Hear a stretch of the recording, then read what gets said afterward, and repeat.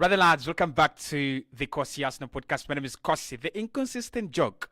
We are back again, and this time it is at exactly 9 p.m. It is to my attention that most people actually prefer this show to come at 9 p.m. rather than at 10 p.m., which is a little bit later on. For the people in Africa, we are already going to sleep. So this show will be coming your way every single day live at 9 p.m. I'm sorry for the inconveniences. If you're not used to the show coming at 9 p.m., it's been coming at 10 p.m. It will be coming your way at exactly 9 p.m. on a daily basis. Hit the like button, subscribe to the channel as well. We are talking Viktor Gyokerez. Viktor Gyokerez has refused to commit his future to Sporting Lisbon. He wants a move this summer, and it could be a move to Arsenal because Fabrizio Romano says that he's been informed. Arsenal have been scouting Viktor Gyokerez for quite some time now, and the sports witness are also saying that Arsenal have sent scouts to watch Viktor Gyokerez for over for a couple of months now. So it looks like this deal is not just in the fan base. This deal is also in the mainstream. It's a deal that could happen. It's a deal that we could eventually see, happen at Arsenal. Hit the like button for me. Subscribe to the channel as well. Is Viktor Gyokerez a 20-plus goal machine? That's the question. That's the debate we are continuing. Remember, we have I've done an upload ranking all Arsenal strikers, striker options from below 15 goals to 20-plus goals, and I personally think it's only Victor Osimhen and Lautaro Martinez that can guarantee you 20-plus goals at the moment among all the strikers Arsenal are looking at. Now, I've received a lot of stick for that. I've received a lot of disagreements and disappointments from the comment box below. Most people think Viktor Gyokerez is a 20-plus goal machine. I want you to let me know in the comment box below, why do you think he is a 20-goal machine? And you can also continue voting on the poll that is actually going on right now on YouTube. Do you think Viktor Gyokerez, in your opinion, is a 20-plus goal machine? I mean, I personally have my own opinion. You have your own opinions as well. So I want to hear them right there, right about now. Is he, is he a 20-plus goal machine? Why do you think he's a 20-plus goal machine, right? And it looks like it looks like Arsenal are not the only team that are actually wanting him. A couple of other clubs are also interested. Now, 68% so far in the poll are saying he's a 20-plus goal machine. 19% are saying he's only a 15 to 20 striker. Like he can only score 15 to 20, and 13% are saying he will score less than 15. Interesting to see what's going on in the chat right now. Very, very interesting, right? Very, very interesting. I didn't expect as many people to actually doubt him, but also I didn't expect many people to back him to this extent. So many of you are actually saying he is a 20-plus goal machine. He can get you 20-plus goals every single campaign. And many of you are actually saying, not actually really, he's below 20. So let's continue voting in the chat. Let's also continue the discussion in the comment box below. So let's get into the stories. Let's start off with Fabrizio Romano. Of course, we were always going to come from Fabrizio Romano. He's one of those guys that you can trust with reliable information when it comes to transfers. And Fabrizio has just said that I'm told there is still interest from many top sides, including Arsenal, in signing Viktor Gyokerez this summer. Arsenal have been scouting sporting players. That is something to be, to be underlined multiple times this year. So Gyökeres is a plenty as a player. He is a player they appreciate. He also goes on to say they appreciate Alexander Isak at Newcastle, Benjamin Sesko at RB Leipzig. So it is still early days, and Arsenal are exploring the strikers market. But there is, but let's see. They are going to decide in terms of the budget, right? Let's see what Arsenal will decide in terms of the budget. That is Fabrizio Romano. Arsenal have been scouting Sporting Lisbon players for the whole of the year. We should be ashamed. Like we have been scouting their players as if we don't have an academy. Nothing to be ashamed of, right? It's what big teams do. So we are scouting Sporting Lisbon players. We are scouting Viktor Gyokerez, and he is a player that is wanted by Arsenal as we continue to assess the striker market, which includes Alexander Isak and Benjamin Sesko. Now, for me, the Fabrizio Romano story, of course, there are a couple of other stories that we are going to look at that do back up this story. Actually, I think it was the Sport Witness that also came out and said Arsenal are reportedly sending scouts, and we have sent scouts to nearly all sporting games this season, and are very impressed with Viktor Gyokerez and what he has shown this season. Arsenal are named as the main contenders for signing the striker. It is almost certain that Viktor Gyokerez will end up leaving Sporting this summer. Whether that's to Arsenal or another club, we will actually know as time dictates. So those are two very reliable updates. One from the most reliable, Fabrizio Romano, saying that Arsenal are sporting and scouting Sporting Lisbon players, including Viktor Gyokerez, right? Of course, we know that Arsenal want Osman Diamonde. And of course, we know that Arsenal are also very much interested in signing the one and only Goncalo Inacio. I mean, he's one of the top centre-backs in Europe right now. So if we compare the notes, there is real interest in this guy. There is concrete interest in Arsenal, and we have been watching him, and we have been giving ourselves time to decide whether he is the right profile. Now, of course, we don't know whether Arsenal are really impressed, because the Sports Witness, which has actually reported that Arsenal are very much interested in the service of Viktor Gyokerez, apparently they are not as reliable as Fabrizio Romano. I'm sorry to say this. I'm sorry to be the guy that tells you. They are not as reliable as Fabrizio Romano. But Romano says there is interest from Arsenal and a couple of other clubs. So for me, it's no mistake that clubs are interested. It's no mistake that Arsenal are interested. And I'm really happy with Arsenal in the recent 2-3 years. When you look at the players that we should be interested in, apart from the players that are financially, undoable, the deals that are financially undoable, Arsenal have been really active on the market when it comes to the top talents. Like, you look at, Odegaard. Many clubs really would have taken a Martin Odegaard gamble or a Martin Odegaard signing, and we were there to pounce on it. You look at Declan Rice, we were there fighting. You look at Rafinha, yes, we didn't get him, but we were there fighting, and we tried to sign, we tried to sign him. I think the only disappointments I had when it came to Arsenal, McAllister. That is the guy. I mean, I look at Jude Bellingham, I look at Aurelien Tchouameni, I look at Eduardo Camavinga. All those players, we were there, and we had our own interest, and we had our reasons why we didn't get the deals done. But for me, McAllister, for 30, 35, 40 million, you should be doing that deal. Like, you should be pouncing on a McAllister deal. I really, really envy Liverpool, and I really think Arsenal should have done better.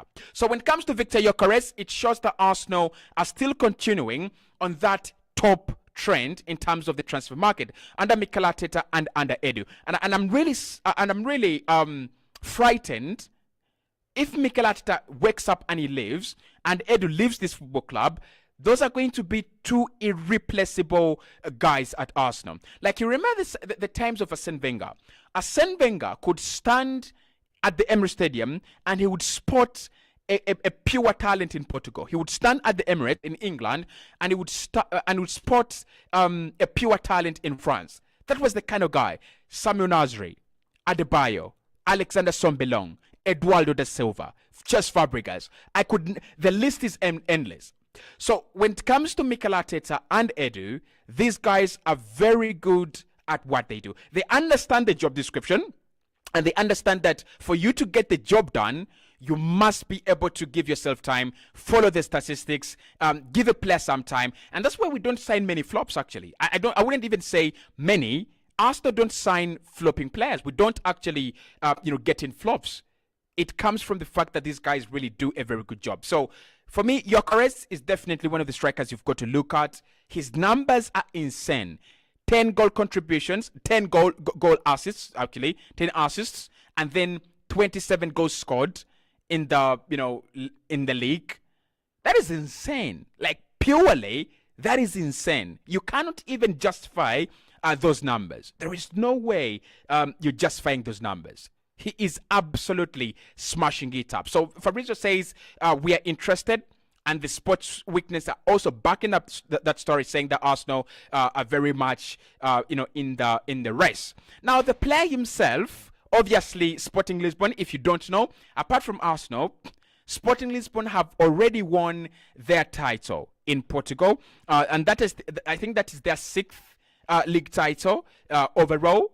And of course, in a league where you have FC Porto and you have Benfica, you don't expect the likes of Sporting to be, winning the title every time and again. So good job done by Ruben Amorim to assemble this team of the likes of Gyokerez, Inacio, Pedro Goncalves, and then you have that boy that came from Tottenham Hotspur, the English boy that is really, really quality. I think it's called Williams or something like that. Then the likes of Diamonde as well. We played against them in the Europa League, and they were really a quality side. So after winning their title, Viktor Gyökeres obviously had some questions to answer, especially about his future. Now, what is interesting is that the player did not actually shy away from refusing to commit his future, to Sporting Lisbon. And in his own words, he said, anything can happen, right? I would love to continue at Sporting Lisbon, but in football, things change very quickly and anything could happen. I don't think he's going to stay. I don't think he will stay, and I don't think he should stay. This might be a little bit disrespectful to the establishment at Sporting, because they've done a good job to scout him and to give him the education that he actually deserves. But in my opinion, I don't think he should stay. I don't think he will stay. I don't think I don't think they're going to keep him. They will want to cash in on him. They will need the money. At 100 million, that is not money you actually turn down. So this is from the Evening Standard, who are saying that Viktor Gyokerez has refused to commit his future to Sporting amid interest from Arsenal and other top European clubs. The striker has enjoyed a stunning debut season in Portugal and helped the club to secure the league title over the weekend. Gyökeres is the top scorer in the Portuguese top flight this season, notching 27 goals and adding a further 10 assists as well in the league. He has been scouted by Arsenal, who want to sign this forward this summer, and other big clubs around Europe are also looking at the same guy. Now, when asked about his future, these are some of the things he said. Stay next season. He says it's football. It's normal. I can't promise anything. He was quoted by one of the top publications in Portugal called Abola. He also says that I really think being here, I really like being here, but in football anything happens very fast and we have to adapt as well. I can't make many predictions. It's very difficult. There's still some games to go this season. Then we will see what happens. Arsenal are looking to be focused and active on the transfer market, especially focusing on getting in a striker in the summer. So that's according to the Evening Standard, who are very sure Arsenal are one of the clubs that are looking at Viktor Gyokerez. And when they asked about him, most of the players, when they're asked about their future, they will usually throw down lines like, I love it here, I am committed here, I would love to continue at the club. But I think Gyökeres knows, and his agents know, and his camp knows that this is the time for him to make a big move. And what a journey, by the way, we've got to say. What a journey for Viktor Gyokerez. He moved from the Championship. I think that was Coventry City. That was at the beginning of this season. Then after that, he has then moved on to another big move to Sporting Lisbon. And then he's going to move from Sporting Lisbon to potentially a title winner. That could be Arsenal. By the time he joins us, we could be the title winners. And if he joins us, he makes us title favorites next season. Because for me, we have a much better defense than many of the Premier League teams. We have a much better midfield than many of the Premier League teams. And we have a younger squad, fresher squad, a hungrier squad than many of the Premier League teams, including Manchester City. I don't think Manchester City's midfield of Rodri and Benaldo and Matthias Nunes and Kovacic and De Bruyne is as young, enthusiastic, and willing to run and full of energy like Arsenal's midfield. So he could be going from title winners to potential title winners, making them title favorites. What a journey we've got to say. Now, do I think that his comments really mean much? I do, right? I'm not going to sit on the fence. I think this is a player that is 100% sure Arsenal want him. And even if he doesn't make it through to a move to a club like Arsenal, he knows other clubs want him. He knows that there is an opportunity for him to go to a club, of a higher stature, of a higher standard. We are talking Chelsea. Let's count the teams that are interested in strikers or teams that are desperate to get in a sensible forward. And when I say a sensible forward, I mean 15 plus goals. Man United, you don't have a striker. Arsenal, you don't have a striker. Chelsea, Nicholas Jackson, you don't have a striker. Tottenham, Richarlison, you don't have a striker. Barcelona, Vitor Roque and Lewandowski for a third season, you don't have a striker. Juventus, Vlahovic, you don't have a striker. Okay. We'll keep it there. We'll keep it there. So we are talking about 6-7 big names on the European market that are out there just to explore, the option of getting in a striker. And of course, if Newcastle lose Alexander Isak to any giant or powerhouse this summer, they will try to get in a striker, and that could be Viktor Gyokerez. So it's going to be a hot market, and that will take us to the discussion of his price tag, because according to all the rumors I've seen, right, they are not budging. I'm sorry, guys. They are not budging. Sporting Lisbon have said, you'll give us our 100 million or we will keep him. They've just signed him. He's only run 1 year on his deal. In most cases, these deals are, 5 years, 4 years, 6 years.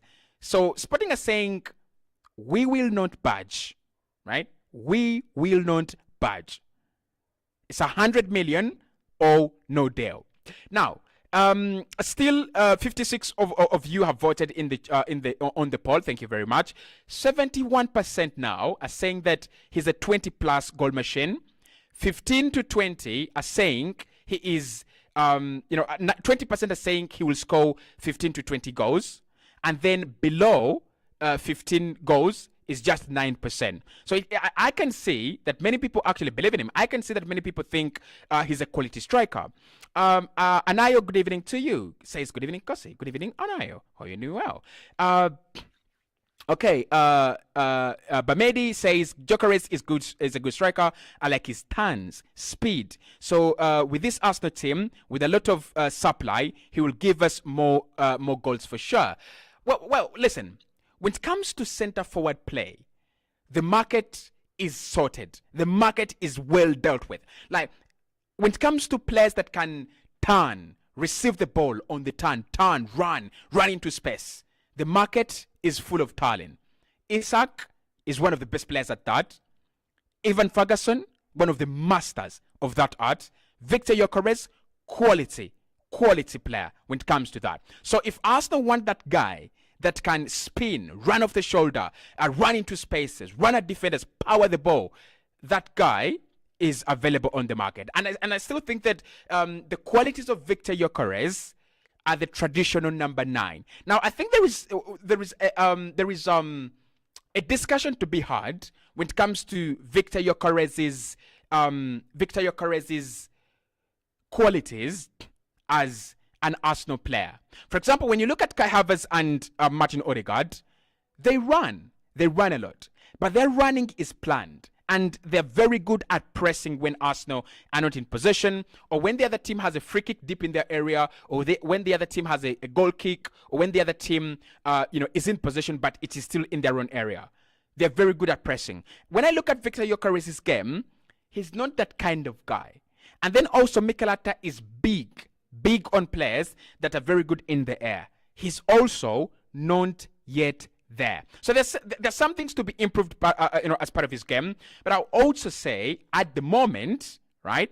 At the moment, if you told me we are getting him for 70 million. I'll take him as a bargain. 100 million is a little bit of an overpay, and we're going to compare him to Benjamin Sesko, right? And I'll also give you my reasons why I don't think he's a 20-goal machine yet. But he will get there, and he will score 30 goals. But he's not yet there yet. But when you talk about the qualities of him being a striker, the qualities of him, smashing it at the top level, I think you're absolutely spot on. Okay.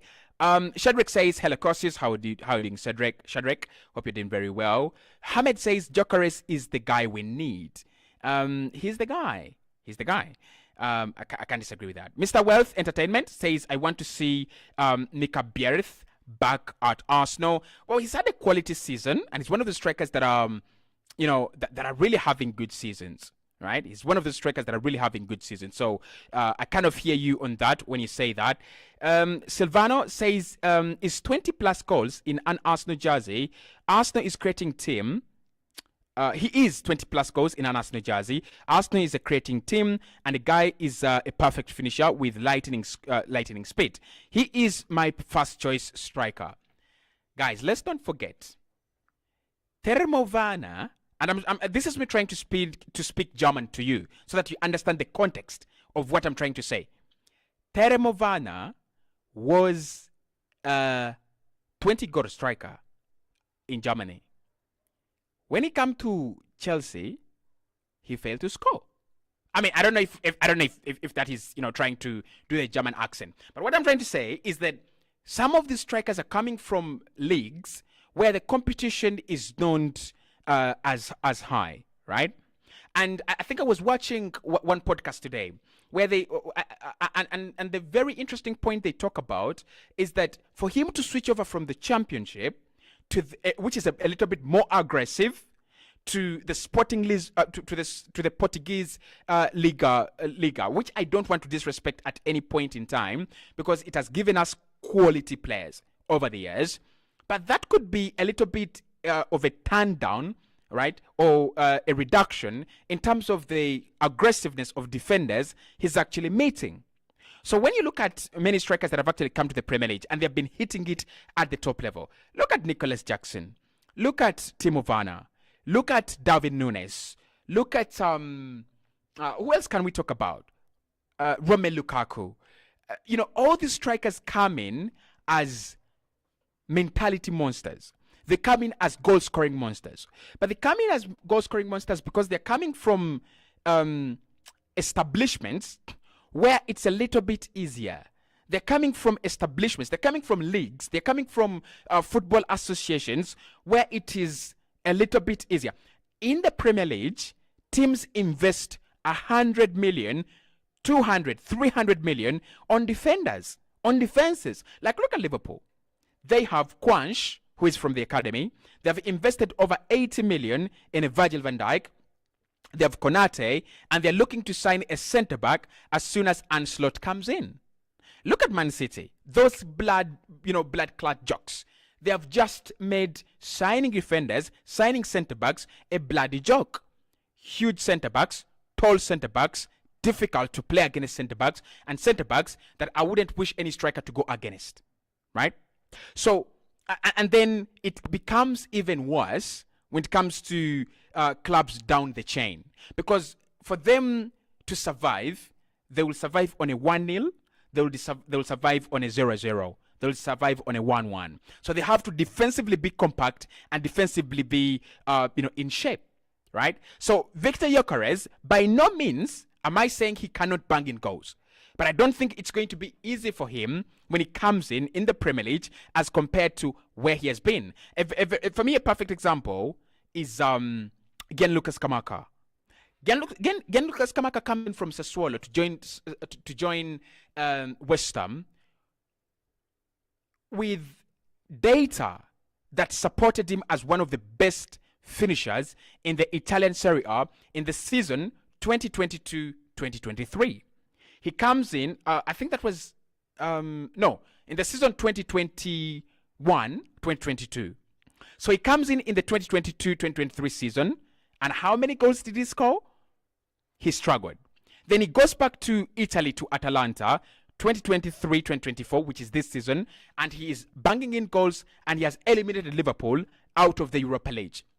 Like, you understand what I'm talking about. So Gyökeres could score the goals. He is a top player. I think his mentality is there, and I think he's got the quality. But I wouldn't be 100%. I wouldn't bite myself 100%. Okay, Mr. Weather Entertainment, thank you so much, and Silvana as well. John says, Sporting signed Gyökeres very cheap from Coventry City in the League in the League One, and they'll sell him very expensively. I mean, that is what these teams do. That is how they achieve a financial, financial success. They are not at the level of Arsenal, where they can, sign a player for,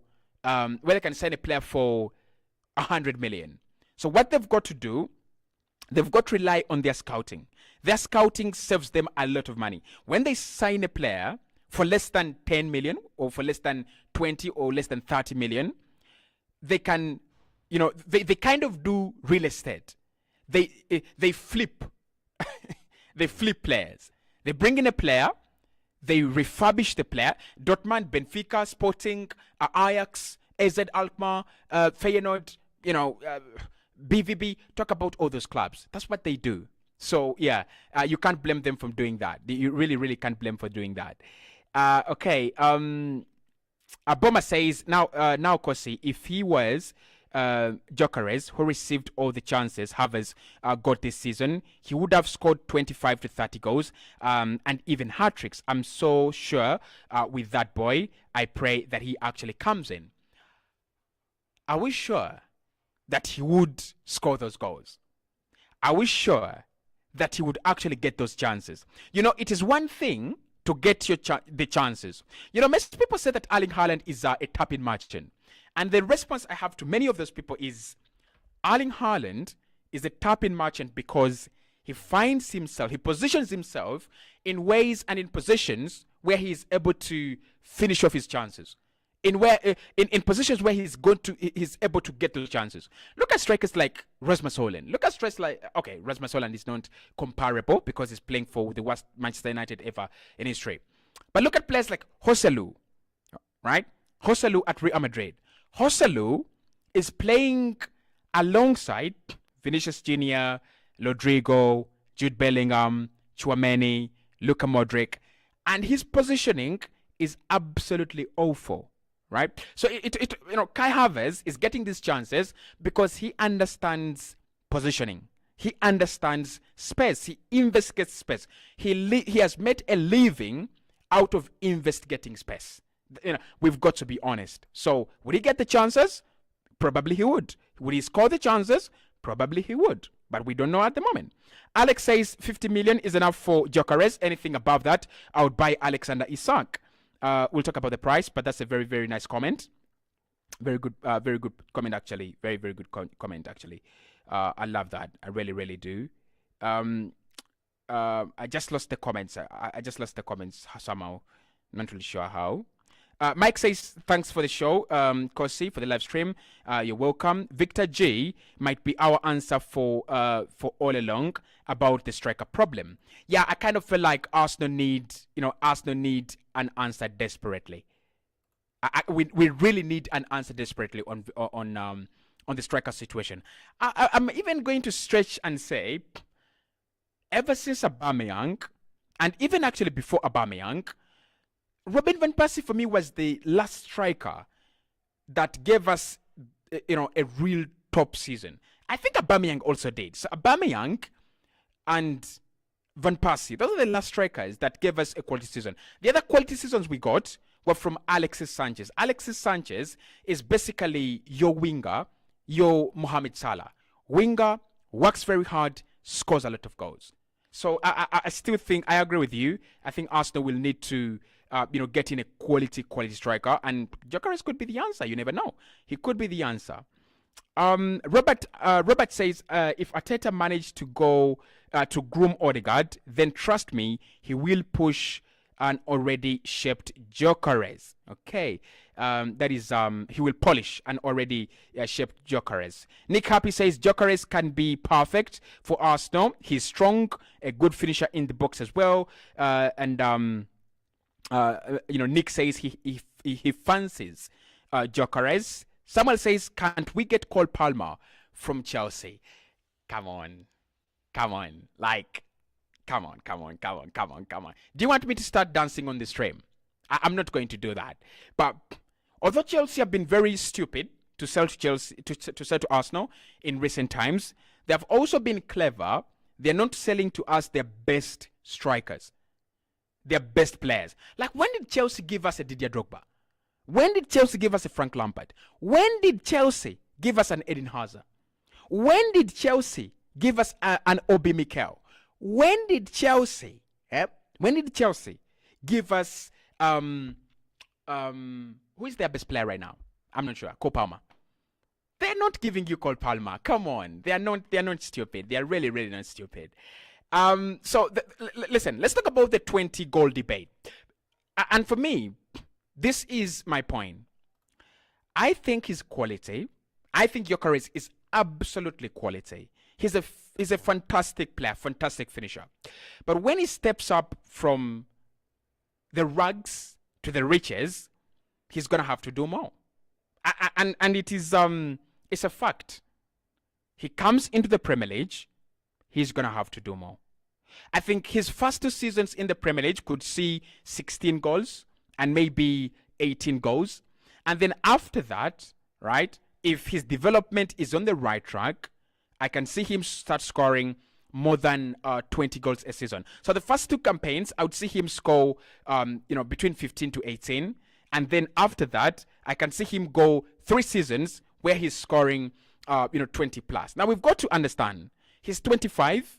And for strikers these days, he's just arriving in his prime. Like, honestly, we've got to be honest. He's just arriving in his prime. He's not even at the level when Benzema really took off or Robert Lewandowski really took off, right? So I would say until he's 27, he still has a lot to learn.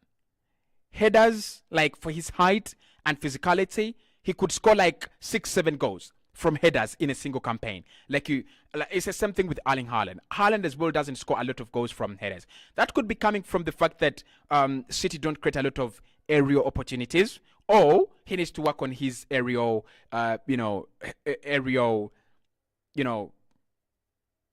of the game. But for me, Viktor Gyokerez has got more to learn. He runs a lot, but in the Premier League, like, you can run and run and run. You're not going to run past Vicky van der Ven. You're not going to run past Konate. So he's got to understand, when do I run? When do I work with the team? When do I go solo? When do I go alone? And of course, he will need to understand and adapt to the dynamics of the Premier League. Like, I'll give an example of Darwin Núñez. I don't think Darwin Núñez is a poor striker. I don't think he's a bad guy. Would I take Darwin Núñez to Arsenal right now? No. I think his confidence has taken a hit.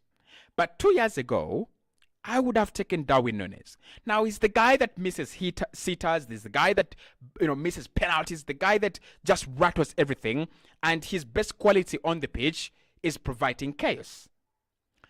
But overall, Darwin Núñez is actually not a bad player. Darwin Núñez might turn into an Olivier Giroud, a guy that will eventually, as he matures, become better. Become fine like old wine, and we could see a lot of quality in Darwin Núñez. So for me, Gyökeres still needs to learn a lot. Before that, 15 to 20 goals. If he gets to learn and adapt to the Premier League, we will see 20 plus goals every single campaign. Now, Sporting Lisbon are saying it's 100 million. It's 100 million or there is no deal. And they're right to say that, because it's one or two things. One, the manager there, Ruben Amorim, is apparently, in quotes, staying at Sporting Lisbon. And maybe they would look at this as a massive opportunity to keep their star coach and their star striker and their star player. They're also going to lose a couple of players. I reckon Goncalo Inacio will leave. I reckon Pedro Goncalves will leave. I also reckon Diamonde will leave as well. So they might not want to sell each and every part of their team. They might not want to have 4 departures or 5 departures in the same window. So I could look at Viktor Gyokerez as one of the players they talk to. They sit down with him. They tell him, we give you a new deal. You stay at Sporting. And after some time, we will let you go. It's a bit of a gamble because this season, with over 50 goal involvements, you want him to go because clubs are willing to pay. They're crazy. Dopamine is onto the brains of these guys negotiating for clubs, right? They're high right now. It's going to be a striker masturbation market. But Sporting could also choose to take a gamble. They say 100 million or no deal. And clubs are saying it's one season. We are not sure if he can replicate this for another season. So they could say, we keep him, we increase his release clause, right? That's the first thing we do. Give him a new contract, increase his money, increase his release clause, and then if he gets another good season, where Sporting actually are going to be on the biggest, stadium, that is on the biggest stage in the UEFA Champions League, we might be looking at, a season where Gyökeres, brings in some 20 goals, and clubs are willing to pay above 120 million. So what should Arsenal do in terms of the pricing? Because Fabrizio says that it will depend on Arsenal's budget, and it will Arsenal going for any of those strikers, the 3, Isak, Sesko, and Gyökeres, is going to depend on the budget. Is 100 million too much? I'm a stingy man these days. I prefer to have my money in my wallet rather than being spent out there. I prefer to keep my money intact rather than changed, because the moment you change money, especially in my country, that money is gone. You the moment you deduct $1 from $100, you don't have $100 anymore, and you no longer have that money. So I think, from a stingy point of view, listen, guys, listen. From a stingy point of view, 70 million. 70 million. And I think we talked about Viktor Gyokerez in the recent upload, where we talked about him being a sure deal for Arsenal. And in the comment box below, someone told me something very interesting. He told me he is expensive. Like 100 million for Viktor Gyokerez is a lot. Why don't we do a Benjamin Sesko who would cost us around 55 million? And when I was preparing for this video, this is what I wrote down. Sesko, 55 million. Gyökeres, minimum 80 million. Who do you go for? Sesko for 55. Sesko has had not the best campaign, but obviously is playing up top with Lewis Openda, who I think Arsenal should be looking at, by the way. Openda, 24 goals in 32 games this season. Brilliant. But for me, Viktor Gyokerez, the realistic price for Viktor Gyokerez. Realistic price for Viktor Gyokerez. To add him to this exciting Arsenal team, like you see them there, to make him train in that green and red boots and, with white socks, to have him banging the goals. 70 million. I think that is realistic. I think that's okay. 70 million. However, if Mikel Arteta thinks he is the guy, if he's the guy, he's the guy. If he's the guy, 80 million. I don't think Arsenal should go above that. 70, minimalistic. 80, maximum. Yeah, for me. And I think Sporting Lisbon, when they look at how much they signed him for, and they look at the 80 million, and they look at the difference, which would be above around 50 million and above, I think they will listen. I don't think they will chase us away. So for me, 70 to 80 million, that's a good deal. Go ahead and sign him. Simple as that. Okay. Hamed says he is a good finisher. Okay. And then Robert tells me Gyökeres is at most a 65 million player if we are not cheated. Robert, the transfer market is no longer about what players are worth. It's about what is the trending price, and it's about how much do you need us. Look at Declan Rice. I mean, look at Declan Rice. Let's compare Declan Rice to Patrick Vieira, right? Because Patrick Vieira is not a homegrown player. Like the price of Declan Rice, that is the price that should have bought Patrick Vieira back in the day. Look at Caicedo. How is Caicedo more expensive than Declan Rice? How is Enzo Fernandez more expensive than Martin Odegaard and Bruno Fernandes? How? How is Romelu Lukaku? How is Romelu Lukaku more expensive than Alexander Isak? That's what I'm talking about. The market is not about, oh, he's a 65 million, the negotiations are not like this. Hi guys, hi Sporting, hi Arsenal. We want to sign, I have a phone here. We want to sign Viktor Gyokerez. And then Sporting said, okay, how much? We have 65 million. And Sporting is saying, we want 100 million. Arsenal. But he's a 65 million striker. Sporting. Oh, he's a 65 million striker. Okay, you can have him. That is not how negotiations work in football. Football has mafia negotiations. They don't even use these smartphones, bro. They don't even use these smartphones. It's like crime. It's like, selling drugs on the street. They're using banner phones, right? They're using small phones, untraceable phones. Hi. Viktor Gyokerez, 100 million. I have 90. It's not enough, right? You need a striker. You know that Gyökeres could, win you the title. You know that the striker market is on demand. And you know that the most expensive player right now, Kylian Mbappe, is going to Real Madrid, and he's worth 300 million. So if Kylian Mbappe is worth 300 million, Gyökeres with 40 goal contributions is worth 100 million. If you get the money, call me. Done deal. So the negotiations have changed. It's no longer the same. It's no longer the way it was. Like Patrick Vieira, 5 million. Postcores, if he was, to go to another club, 2 million. It's no longer the same. Look, the market changed from Real Madrid starting the chaos from Kaká. You remember that market? Kaká, I think, was the most expensive player at some point in time in the world for around 65 million.